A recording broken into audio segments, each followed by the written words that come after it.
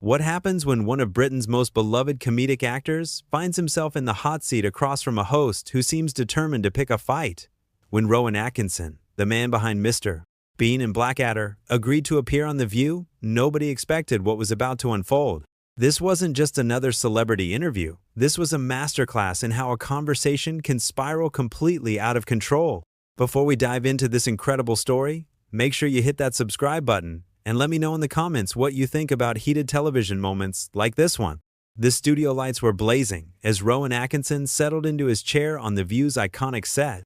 Known for his measured, thoughtful approach to interviews, Atkinson had come prepared to discuss his latest projects and perhaps share some insights about his decades-long career in comedy.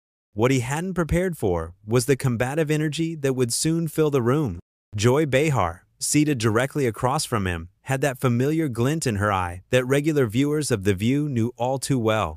It was the look she got when she sensed an opportunity to stir the pot, to push buttons, to create the kind of television moment that would have people talking for days.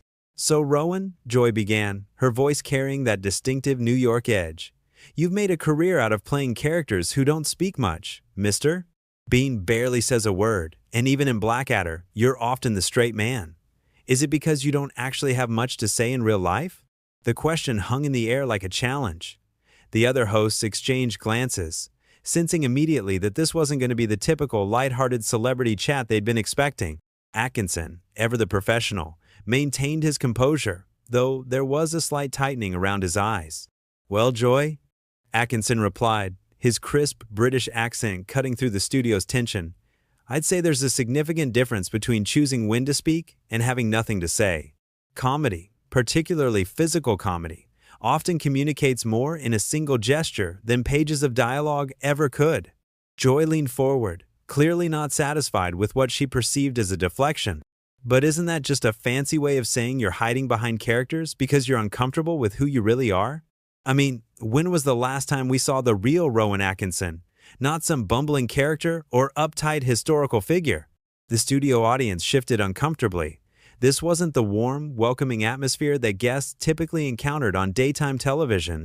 Whoopi Goldberg, sitting at the head of the table, shot Joy a warning look, but it went unnoticed.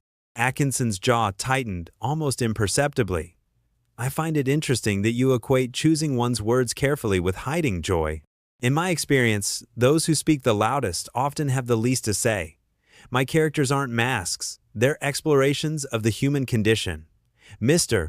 Bean, for instance, represents the universal experience of navigating a world that doesn't always make sense." "Oh, please," Joy interrupted, waving her hand dismissively. "That's just pretentious nonsense. You made millions playing a guy who acts like a child because it's easier than dealing with real adult conversations. At least here in America, our comedians aren't afraid to tackle real issues, to say what needs to be said." The comment hit its mark. Atkinson's polite smile faltered for just a moment, revealing a flash of genuine irritation. "I wasn't aware that geography determined the validity of one's artistic expression, Joy. Though, I suppose, reducing complex creative choices to nationalist talking points is easier than engaging with the actual work." Joy's eyes lit up. She'd found her angle, her way to make this interview memorable. Nationalist talking points? That's rich, coming from someone who's made a career out of perpetuating the stereotype of the bumbling British fool. "Tell me, Rowan, how does it feel to know that your most famous character is basically a grown man with the mental capacity of a toddler? What kind of message does that send to kids?" The other hosts were now visibly uncomfortable. Sarah Haynes tried to interject with a lighter question about Atkinson's upcoming projects, but Joy bulldozed right over her. "I mean, seriously," Joy continued, her voice rising slightly, "when parents put on Mr. Bean for their kids, they're basically saying it's okay to go through life being incompetent and irresponsible. Is that really the legacy you want to leave?" Atkinson's hands, which had been resting calmly on the armrests of his chair, slowly clenched into fists. His voice, when he spoke, was measured but carried an undertone of steel that hadn't been there before. "Joy, I'm beginning to suspect that you've never actually watched any of my work with any degree of attention. Mr. Bean's appeal lies not in incompetence, but in his unique problem-solving approach and his resilience in the face of everyday challenges. Children connect with him because he sees the world differently, not because he's incapable." "Problem-solving?" Joy laughed, but it wasn't a pleasant sound. The guy can't figure out how to put on pants without causing a catastrophe. And don't even get me started on Blackadder, where you play characters who are either completely cynical or utterly powerless. What is it with British humor and this obsession with failure and misery? The studio had gone deadly quiet. Even the camera operators seemed to sense that something was going very wrong. Atkinson's professional facade was beginning to crack, and viewers could see the real man underneath, the artist who had spent decades perfecting his craft, only to have it dismissed and mischaracterized by someone who clearly hadn't done her homework. "I think," Atkinson said slowly, his words carefully chosen, "that you're confusing sophistication with misery, Joy. British humor has always dealt with the complexities of life, the moments where things don't go according to plan.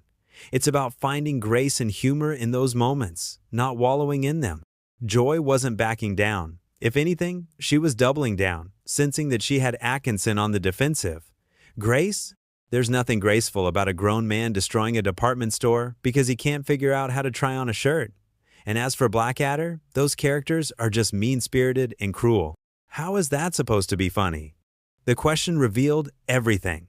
Joy hadn't just misunderstood Atkinson's work, she had fundamentally missed the point of it entirely. And now she was attacking not just his characters, but the very foundation of his artistic philosophy. Atkinson leaned back in his chair, and for a moment, his expression was unreadable. When he spoke again, his voice was quiet, but it carried the weight of decades of experience and expertise. "Joy, I'm starting to realize that this conversation was never intended to be about my work or my career.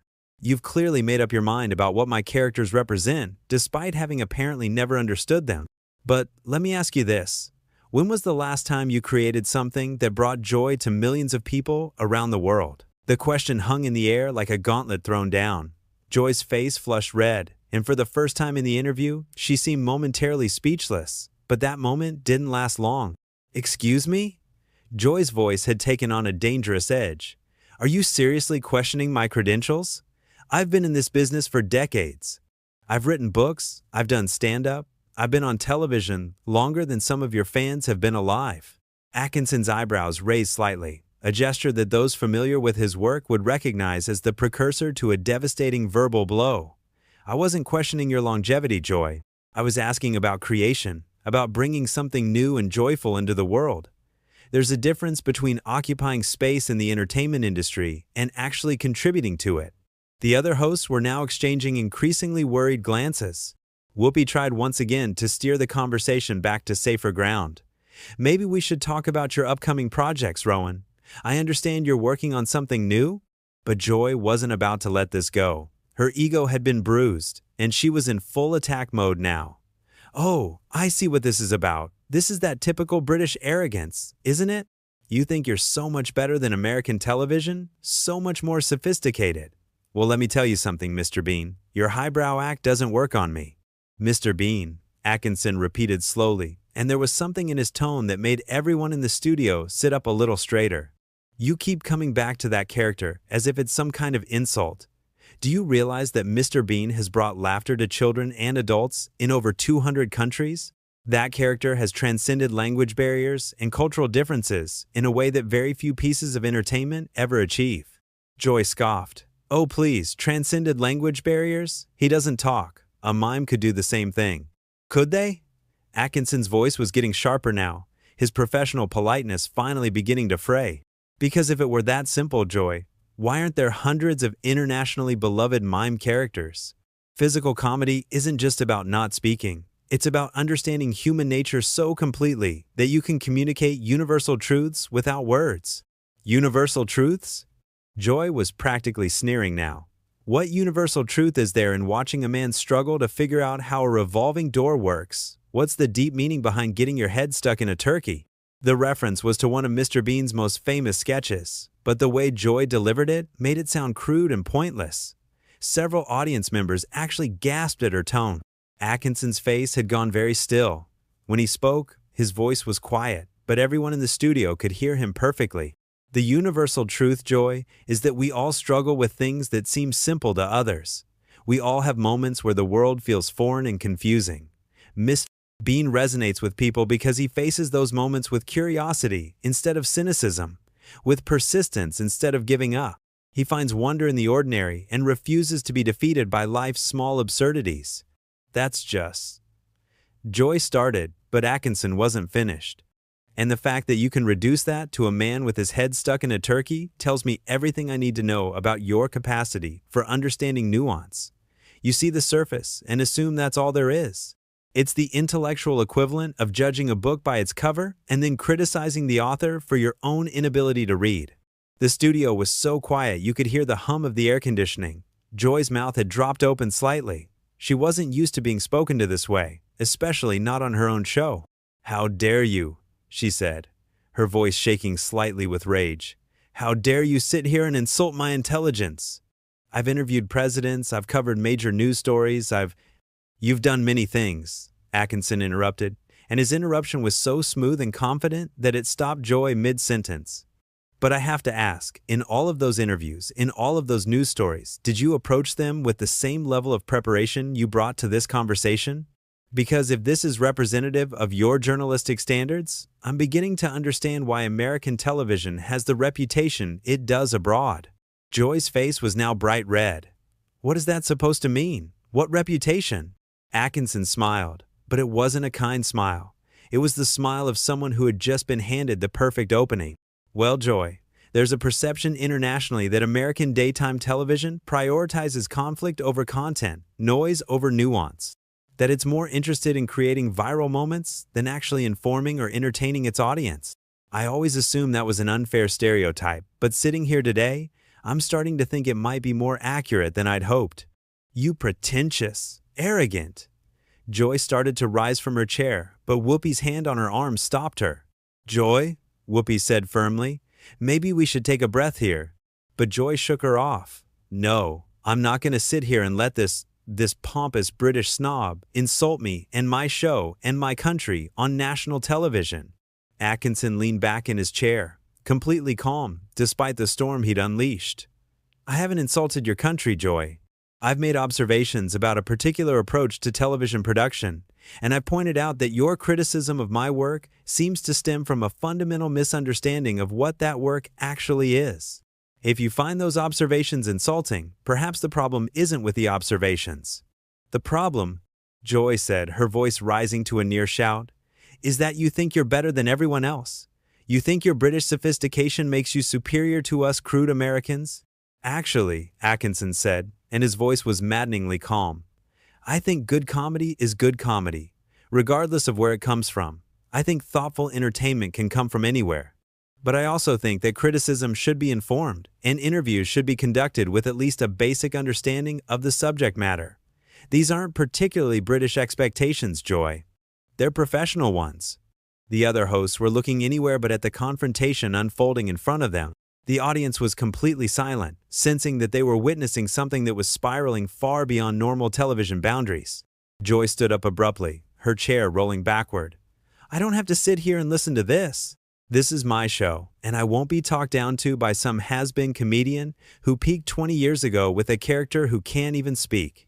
Atkinson's composure finally cracked, not into anger, but into something worse, a cold disappointment that was somehow more devastating than any shout could have been. "Has been?" he said quietly, rising slowly from his own chair. "Joy, Mr. Bean's Christmas special aired last month and broke viewing records across 3 continents. My live performances sell out within minutes of tickets going on sale.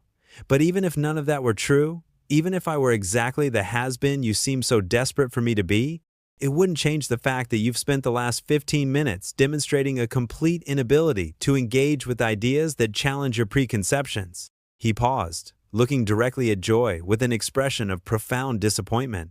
"I came here expecting a conversation. What I found was a performance. And not a very good one." The words hit Joy like a physical blow. Her face cycled through several shades of red before settling on a dangerous crimson. The other hosts were frozen, unsure whether to intervene or simply let this train wreck continue to its inevitable conclusion. "A performance?" Joy's voice was trembling with rage. "You want to see a performance? I'll give you a performance. You sit there with your fancy accent and your pompous attitude, acting like you're some kind of artistic genius. But you know what you really are? You're a one-trick pony who got lucky with a character so simple that even children can understand it. And the reason children can understand it is because it has the intellectual depth of a puddle. Atkinson stood completely still for a moment, absorbing the full weight of Joy's attack. When he spoke, his voice was so quiet that the studio microphones had to strain to pick it up. Joy, I want you to listen very carefully to what I'm about to say, because I'm only going to say it once. He took a step closer to the panel, his presence somehow commanding despite his calm demeanor. You have just spent the better part of 20 minutes demonstrating exactly why intelligent discourse is dying in American media. You came into this interview with your mind made up, your talking points prepared, and your agenda set. You had no interest in learning anything about my work, my process, or my perspective. You wanted a target, and you thought I would be an easy one. Joy opened her mouth to interrupt, but Atkinson held up a hand, and something in his gesture was so authoritative that she actually stopped. But here's what you failed to understand, he continued, his voice growing stronger. The reason Mr. Bean has endured for over 3 decades isn't because he's simple. It's because he's honest. He approaches the world with genuine curiosity, with hope, with a willingness to try again when things go wrong. He doesn't assume the worst about people or situations. He doesn't attack what he doesn't understand. In that sense, Joy, he's the opposite of everything you've demonstrated here today. The studio was so quiet that the sound of Joy's breathing was audible. Her face had gone from red to pale, and for the first time in the interview, she seemed to realize that she might have pushed too far. Now wait just a minute, she started, but Atkinson wasn't finished. No, Joy, you've had your minutes, several of them in fact, and you've used every one to prove my point about the difference between speaking and having something to say. You see, the tragedy here isn't that you disagree with my work. People are entitled to their opinions, even poorly informed ones. The tragedy is that you had an opportunity to have a real conversation with someone whose perspective might have broadened your understanding. And instead, you chose to turn it into a gladiatorial combat for the entertainment of your audience. Whoopi finally found her voice. Rowan, I think maybe we all got a little heated here. Why don't we? No, Whoopi, Atkinson said, turning to look at her with genuine regret. This isn't about getting heated. This is about professional standards and basic respect. Joy didn't get heated. She got personal. She attacked not just my work, but the intelligence of everyone who enjoys it. She reduced decades of creative effort to crude stereotypes, and then had the audacity to suggest that her ignorance somehow represented a higher standard of discourse. He turned back to Joy, who was now looking distinctly uncomfortable under his steady gaze. You called me a has-been, Joy. You said I peaked 20 years ago. But let me ask you something. When was the last time you created something that brought people together instead of driving them apart? When was the last time your work made someone smile instead of making them angry? When was the last time you used your platform to build something up instead of tearing something down? Joy's mouth opened and closed several times, but no words came out. The woman who never seemed to be at a loss for something to say had been rendered speechless. You know what the real difference is between American and British comedy? Atkinson continued, his voice gaining momentum. It's not sophistication or intelligence or any of the cultural stereotypes you seem so fond of. The difference is that British comedy often punches up at authority and power, while American comedy increasingly punches down at anyone who dares to be different, vulnerable, or sincere. Today, Joy, you've demonstrated that principle perfectly. Sarah Haynes made a desperate attempt to salvage the situation. Maybe we could talk about your charity work, Rowan. I know you're involved with several. But Atkinson was already moving toward his chair to collect his jacket. I appreciate the attempt, Sarah, but I think we're well past the point where this conversation can be rescued. Joy has made it very clear that she's not interested in actual dialogue, and I'm not interested in providing content for her circus. Joy finally found her voice again, and predictably, it was defensive and angry. You can't just walk out. This is live television. You have a commitment. Atkinson paused in putting on his jacket and looked at her with something approaching pity. Joy, my commitment was to participate in an interview, not to serve as a punching bag for your insecurities. There's a difference between challenging questions and personal attacks, between professional skepticism and willful ignorance. You crossed that line 15 minutes ago, and you've been dancing on the other side ever since. This is ridiculous. Joy snapped, her composure completely gone now. You're acting like a child who didn't get his way. This is how interviews work in the real world. We ask tough questions. Atkinson finished putting on his jacket and turned to face Joy one final time. No, Joy, In the real world, interviewers prepare. They research their subjects. They ask informed questions based on actual knowledge rather than assumptions and prejudices. What you've done here today isn't journalism. It's not entertainment, and it's certainly not professional. It's simply sad. He looked around the panel, his expression softening slightly as he addressed the other hosts. Whoopi, Sarah, I apologize that you had to witness this. You've tried admirably to maintain some semblance of civility, but unfortunately, one person's determination to create conflict has poisoned the entire conversation. Joy stood up abruptly, her chair rolling backward again. Don't you dare apologize for me. I don't need your pity or your condescension. If you can't handle a tough interview, maybe you should stick to children's television. The insult was clearly meant to be a final blow, but it had the opposite effect. Atkinson smiled, and for the first time since the interview began, it was a genuine smile. You know what, Joy? You've just given me the perfect ending to this debacle. Yes, I do work in children's television sometimes. Do you know why? Because children appreciate honesty, creativity, and genuine emotion. They don't have time for the kind of manufactured outrage and artificial conflict that you seem to think passes for adult conversation. Children understand that entertainment should bring joy, not just generate clicks and controversy. He moved toward the edge of the set, then paused and looked back at Joy one more time. Perhaps if more adults approach the world with the openness and honesty of children, we wouldn't need characters like Mr. Bean to remind us what genuine curiosity and resilience look like. Joy was practically vibrating with rage now. Fine, walk away. Run back to England where people will appreciate your precious Mr. Bean. We don't need you here. Atkinson's final smile was devastating in its kindness. Joy, the beautiful thing about good comedy, good art, good entertainment of any kind, is that it doesn't matter whether you need it or not. It exists for anyone who's willing to approach it with an open mind and a generous spirit. Unfortunately, you've demonstrated today that those qualities are in rather short supply at this particular table. With that, Rowan Atkinson walked off the set of The View, leaving behind a stunned studio audience, a panel of bewildered hosts, and one very red-faced Joy Behar, who had just learned what happens when preparation meets pomposity, when genuine talent meets manufactured outrage, and when class meets chaos on live television. The cameras continued rolling as Joy tried desperately to regain control of her show, but the damage was done. In less than 30 minutes, she had managed to turn what should have been a delightful interview with one of the world's most beloved entertainers into a masterclass in how not to conduct yourself as a professional interviewer. And that's the story of how Rowan Atkinson walked off The View, leaving Joy Behar to face the consequences of her own unprofessionalism. What do you think? Was Atkinson right to leave, or should he have stayed and continued the fight? Let me know in the comments below, and don't forget to subscribe for more incredible moments from the world of entertainment.